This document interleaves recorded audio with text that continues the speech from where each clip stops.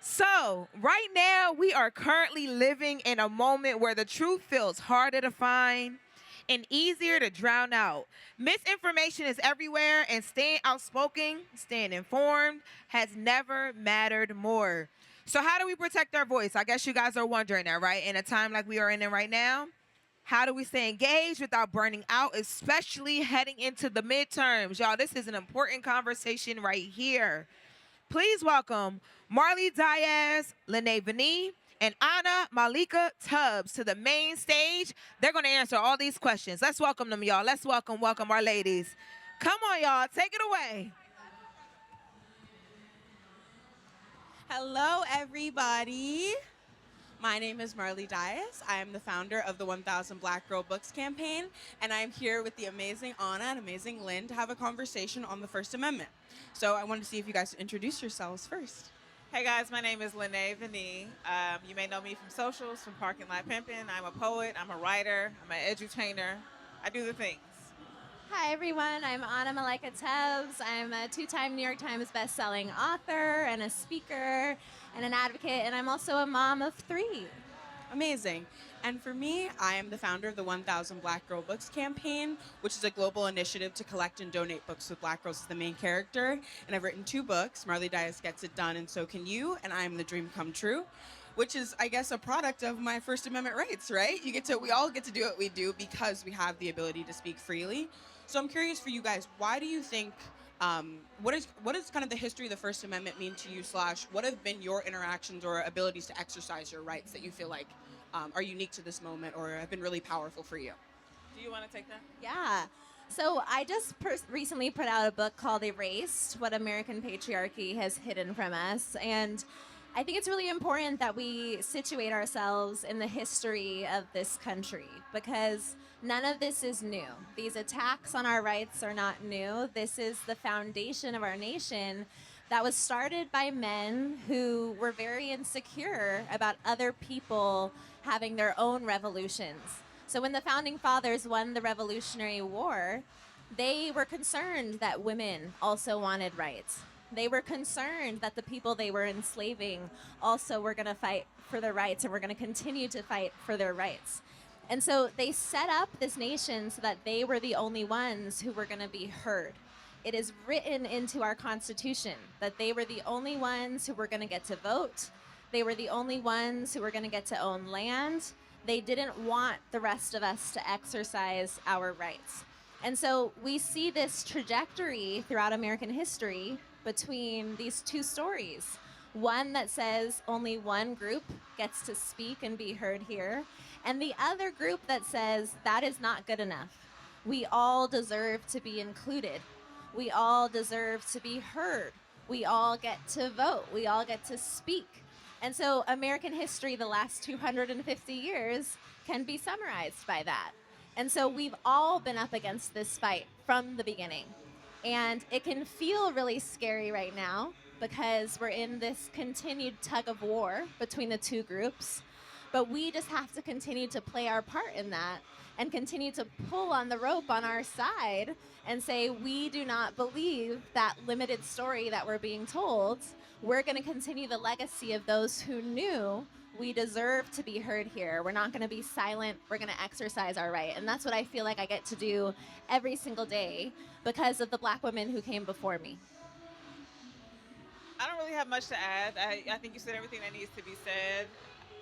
Just to piggyback, if you ask me how I feel about the history of free speech, I just know it was never intended for us. That entire document, the founding fathers and the documents that, I guess, seat this nation were only intended to protect the interests of the white men who wanted to be in power at the time. And the interests of white men, they felt reflected their personal interests. And so I think there's also a point to be made there about the white men they envisioned, because that didn't include poor white men either.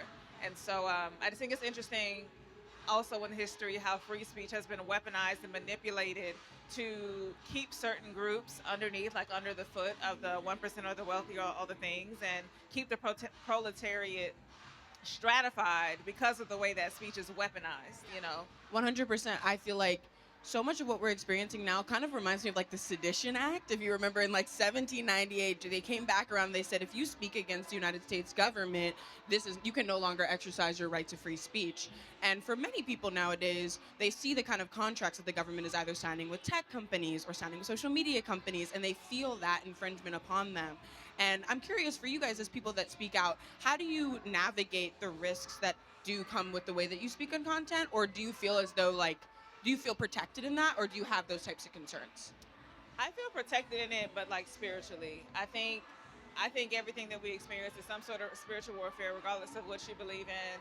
The things that are happening on this plane are influenced by others, and so the only strong foundation and grounding I have is in my prayer and my connection with what I'm supposed to be doing here, and staying committed to that and acting out of that, no matter what the risk is. Like, I think when I saw Don Lemon arrested, I was like, oh, it's real out here. You know, I mean, I just might as well prepare my things for somebody to come pick me up, because I think if we allow things like that to scare us, I think that I go back to that one movie that Jaden Smith did with his daddy. Is it I Am Legend? It's not I Am Not Legend. It's Pursuit the of one Happiness? After Earth. Oh, okay. It's After Earth. And he's teaching his son about the difference between fear and danger. And fear is not real. Like, it's an emotion, it's an anxiety that is built around how you respond to danger, which is real. So the danger is real. It's become very clear the type of things people like citizen journalists are facing. But are you going to let the fear and anxiety and the threat of that stop you? Because if those things win, we will never win. It makes me think of Audre Lorde's famous quote that whether or not we are afraid or we speak, they're going to grind us to dust anyways. And so we can use that fear to do something with it, turn that fear into action. And I think about the women that I wrote about in my first book. It's about the mothers of MLK Jr., Malcolm X, and James Baldwin. And all of them were born in the early 1900s. So they are born at a time when Jim Crow is the law of the land, when lynchings are commonplace, when they experienced 2 world wars in their life. They experienced the Great Depression. They have their children during the Great Depression. And they are fighting. All 3 of them did what their sons later became famous for before their sons were even born. They were activists in their own right. So when I think about what they were coming up against, the attacks, the threats, the fear that they faced every single day to fight for all of us, to be activists, to march, to lead boycotts, to write, and to inspire their children to do the same, and how those children, not because their parents wanted them to become civil rights icons, right? That's not what they were raising them to do. They were raising them to live freely in a nation that told them that they didn't deserve to. They were raising them to dream in a nation that told them that they shouldn't. And that was the revolutionary activist part, right? That they were able to show their kids, no matter what these threats are that are being waged against you, you deserve humanity. You deserve dignity. You deserve to be heard. And that is how these 3 sons go on to lead a civil rights movement alongside all of their peers and earn the right to vote, earn the right for us to be heard. So their mothers live long enough to see that, right? 2 of them live long enough to see the first episodes of the Oprah Winfrey Show. And so for me, when I think about Bernice Baldwin, James Baldwin's mother, she overlapped at the beginning of her life with Harriet Tubman. And at the end of her life, she overlaps with me, right? So if we feel any of that fear, we have to think about those who came just right before us. This is not ancient history. This is not that long ago. This is all recent. And so we can't sit here in 2026 and say, I'm too afraid to speak. I can't. I just physically cannot say those words, knowing what I know about the legacies that we're carrying. 100%. And I think 2 things really stood out to me in what you guys said. The first is the kind of sense of imagination, right? So in the same way that the founders imagined a world where we wouldn't have rights, or where Essence Fest would never happen, or where we may still be oppressed or in a lower social strata, we, as the people that are being oppressed, have to imagine a world where that's not the case. And as you said, those mothers had to do the same. And for my generation, I think we lack that imagination because of a lack of connection to that history, or I love the kind of mental mapping you did of the historical timelines where even I was alive at the same time Shirley Chisholm was alive. And then before that, she was alive at the same time that other black women in history were alive. And we kind of passed the baton to one another. And the second point being that kind of so much of people's fear comes from the digital space, right? That so much of what people do for activism nowadays, or when they feel like they're engaging, it has to be online. So I'm curious about what kind of community practices or in-person practices you all follow that I think can help people unearth that kind of fear, where it's like, no, you don't have to do everything online. You don't have to post every video. You don't have to engage. But you have the communities, you have these in-person centers. So where do you guys find the time or find those community spaces to express yourself, to organize? Who are those people for you?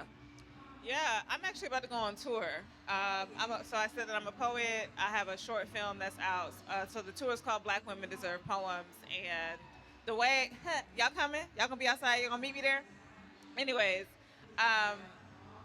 it just kind of happened so that it just took a longer time for the tour to actually be executed. And I got to see a lot of very difficult things Black women in community were facing in a digital space, physically, through intimate partner violence. I actually need to talk to somebody because I think that one week where 8 or 9 Black women were killed by intimate partners. I think we need to make that Black Femicide Week and like really invest research and funding and all the things into really breaking this curse of domestic violence on our communities.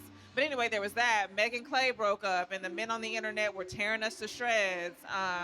So many, like Jasmine Crockett lost her election, and then Jasmine Crockett's been raked over the coals ever since for not helping the man they thought was more electable than her. So I'm seeing so many things, and that made me want to make the tour less about, oh, here's this creative thing that I did. Yes, there's that. But also let's boost morale. Let's come together. Let me pour into you because it is so hard for us.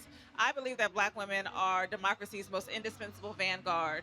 I am writing a book right now, and there's a lot of language, even when it comes down to free speech. There are so many words in the English language that were never meant for us to fully execute, fully realize. And one of those things being feminism. Like there are waves of feminism before feminism thought of Black women, you know? So anyways, this is a space where I want to say, hey, I want you to come in, I want you to have a good time, but I'm also going to sit with other community leaders, other creators like myself, and we're going to talk about what's at stake for this midterm election as people continue to count on you, even though you've been there at every stage and not been recognized. Let us give you some tools and opportunity to express and just alleviate, but also leave this place knowing what to do locally. And I think just to wrap up your question, I think any space where we can encourage local organizing, getting to know your neighbors, resource sharing. I know people like to use mutual aid as a call out for people to engage in. I think community gardens or salons. It's all of those things, but it's also understanding what skills you have. And I'm saying a lot as a person who is very to myself, who isn't the biggest people person, but we got to get outside of ourselves right now. It is about reaching across the aisle. It is about creating networks and webs. And I'll give one last analogy to illustrate the strength of the web I'm talking about. So, well, I'm in Georgia. I don't know if anybody else in the South has experienced this, but last year, these spiders came. They're called Joro spiders. They're green and yellow. They're huge, and they create these far-spanning webs that are so strong, it's like dental floss. And that's the type of web I'm talking about we need to be creating. It needs to be menacing. It needs to be a little intimidating, but we really have to link arms and be unwilling to let go. I love that so much. And I just want to speak to something Lenae brought up around why Black women have always been so attacked in this nation, is because Black women were pushed the furthest away from any of the benefits of this American patriarchy. And that is what made it for... Oh, wait. No drones allowed in the building. No drums allowed in the building, people. Repeat. Oh, I heard drones. No drones are allowed Drones. inside the convention center. Okay, I heard drugs. I heard the same thing. I was like, then there was drones. Okay. But that Black women were told from the foundation of this nation that we were not human, right? And that our children were not human beings. By law, the law told us that our children were somebody else's property. Good morning. Good morning. Important notice. No drones are allowed. No drones allowed in the convention center. But black women never said, oh, well, because the law says so, that must be true. No, black women said, that is made up. That is not, that is bullshit. Sorry for my language. And I'm going to live differently, and I'm going to make sure this country starts to see things through my eyes. And so the power that black women have was given to us actually kind of by mistake, right? We claimed it because we were supposed to be pushed away. We were supposed to be controlled. We were supposed to be told we were not human. And black women with that knowledge said, we know that this is made up. We know that the way the laws in this country were made up, were set up for us to be controlled. And so we're always aware. This is why black women's leadership is so powerful and also so feared. Why it's constantly being controlled. Why everybody wants us to be silent. They want to tell us, oh, you're too afraid to speak. You're going to hear all this propaganda.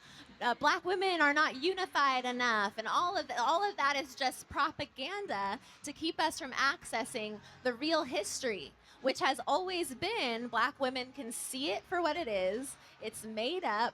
That law doesn't dictate our lives, and we are going to force this country, as we have continuously done from the beginning, to be better, to include all of us, to make sure that our children are protected, to make sure we are protected. And so we all play a role in that. And another thing that Lenae spoke to is the different roles we're playing on this team, right? You don't have to do everything, but you have to do something. So for me, it's writing. It's putting books out there that make it really easy for all of us to understand this history. It's making sure that the erasure of our stories doesn't happen, because we can't have people feeling hopeless right now. That's a part of the propaganda. It's a part of telling us you don't know how to stand up right now. You should be afraid. No, let us tell you our stories, because the more you know our actual stories, the more you realize we have to keep making a new nation like black women always have. I love that you said that. Two things. I just want to drive the point on the new nation. We're not trying to restore anything in this movement. The way it was before didn't work then. We can't expect to work in the future or put things back. This is not a reconstruction period. This is a period of transformation. Amen? And the imagination you spoke to earlier, we are breaking the veils, the horse blinders, whatever that they put on our imagination to create new worlds, to create a new way of being here in America. But, you know, I think white people's worst mistake was thinking that disenfranchising black men by restricting their access to higher education and career and all the things, I think that they thought giving women those things was going to tear us to shreds, because they only know patriarchy. They only understand and experience patriarchy. And any form of leadership, they think means that one gender takes power over the other. But to your point of black women having this instinct that these laws or whatever is not built or made for us, we come from a matrilineal fabric. And that matrilineal fabric means that men and women share, like the spectrum, whatever gender, we share in leadership, in the expression of leadership and decision making. But also that nurturing means that everything we gain, we give back. And I know we have a lot of work to do in community between genders. That's something that I am really trying to figure out how to ameliorate in my work. But I think your worst mistake was believing that black women were going to leave everybody behind, because we're doing nothing but using that education, those resources to make us stronger. Yeah, 100%. That was so well said. Can we give a round of applause to our amazing panelists? That was absolutely beautiful. I think there were so many good things in what you all just said, but I feel like for my generation, we've really struggled to take that leap to know our history and to do that work. And that's why for me, what's really important is Black Girl Book Clubs and getting kids into reading and building that curiosity. Because as you both really mentioned, when Black women were looking at those laws, they understood that they were constructed.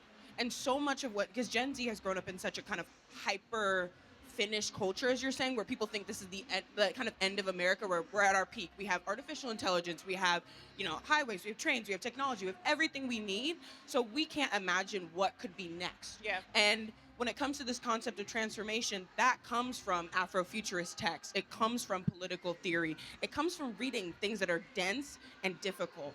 And so much of what was kind of so much of what has happened, as you said, is there's been a blocking from higher education and kind of career advancement for Black people. And what we can do is share amongst each other. And that's the beauty of the kind of democratization of information. So if you know how to read an article, if you know how to proofread, if you know how to actually engage with the information in front of you, pass that on to the young person around you. Because so much of what you all really talked about is a propagandistic mechanism. Absolutely. That people don't understand, that so much of, whether it's an AI flyer for some damn party, or it's a reel on Instagram that's been edited, or it's just, you know, your Google notification sending you all this terrible news, it's conditioning you to no longer imagine that there could be a world in which you thrive. And it's really important that we create practices for thriving.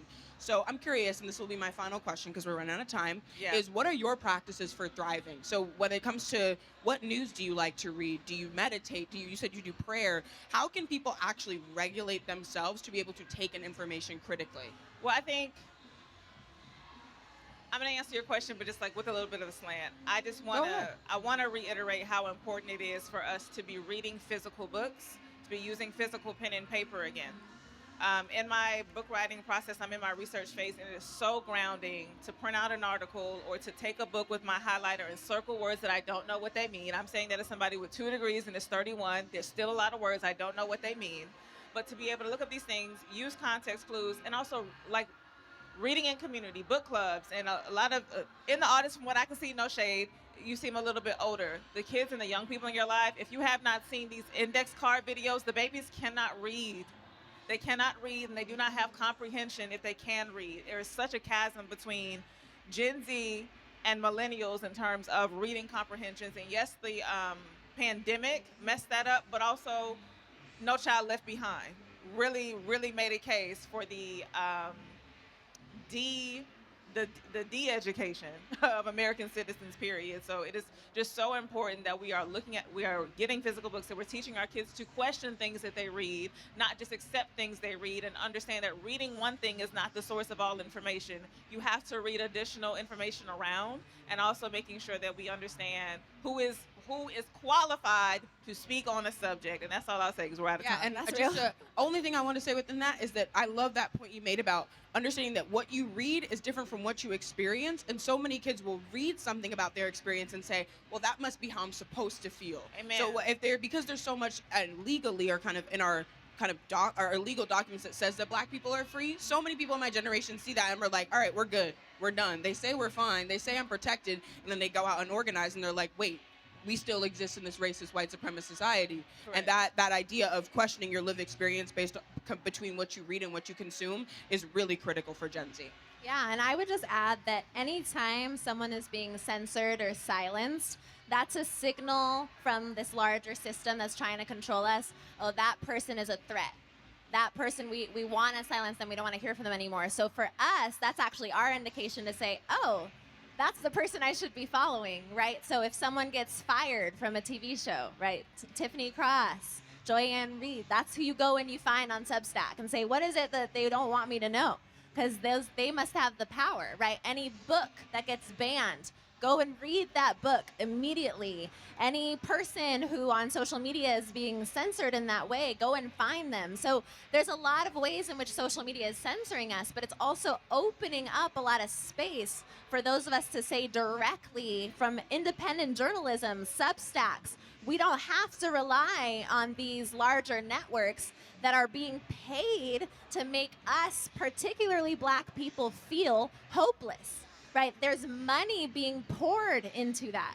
So anytime they signal this person shouldn't be heard, that actually tells us, similar to what I was saying before, that person has the power. I need to go find what that person was talking about, and I need to support them. We all know the power of Black money. This whole country knows that. Where we put our attention, where we put our money, where we put our time, we're the ones that will dictate that. So we can't fall, again, for the propaganda of these larger networks saying who we get to listen to, right? With films coming out, it's the same exact thing. Independent films are incredibly important right now. Those who have the decision-making power are aligning themselves with an administration that has told us directly they don't care about us, right? So we cannot continue to fall for mainstream media. We have to continue to seek people independently, support them with our money and with our attention. Absolutely. Oh, you're amazing. Amazing. Can we give a big round of applause to our panelists? This was such a great conversation. Thank you guys. This was amazing. And I wanted to Thank ask, how you. can we support you guys is the last question. You can follow me on all platforms at Lenae. As I said, I'll be touring. I'll be on the East Coast and the West Coast in July and August, and I'll be back in the South close to the midterms in like October. You can buy any of my books. The first is called The Three Mothers, How the Mothers of MLK, Malcolm X, and James Baldwin Shaped a Nation. My second book is called Erased, What American Patriarchy Has Hidden from Us. I'm also on Instagram. Thank you all so much. Thank you. And I'm Marley Diaz, and I have a book called Marley Diaz Gets It Done, and So Can You with Scholastic. And I Am the Dream Come True, which is a children's book. It just came out this summer. And you can check that out with Scholastic as well. So thank you all Thank so you. much.